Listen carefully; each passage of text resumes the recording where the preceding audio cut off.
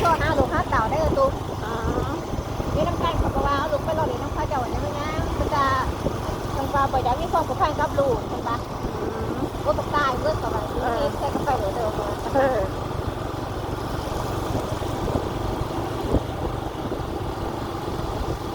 เป็นที่ขายหยุดย่างมันจะเป็นเมืองไงกันละ อ่า โอ้โหได้ในบ้านกู้เนี่ยเขาย่างเป็นรักแล้วอ่ะเนาะแต่ว่ามีให้ย่างค่ะแต่ว่ามีเงินเขาบอกว่า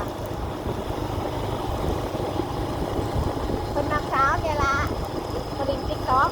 โอ้ เป็นเด็กกระแมนในเหนียวที่จังโพนที่ติ๊กต๊อกอยู่ อืม ก็จะคนต้องรู้กับผู้สาวคนอยู่ก็ไม่อยากคนนั้นละ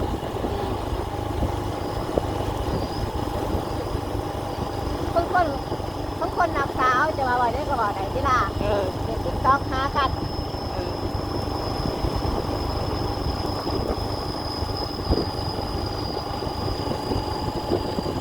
ผู้ใดวิวงามมีจังโจไทยแบบนี้ เรื่องไฟมันยาวอยู่ค่ะบ่ได้ว่าให้หมูฟังบ่เถื่อ เออคนเฮาคือกัน ต่อไปก็สมูทบ่เข้าใจไฟ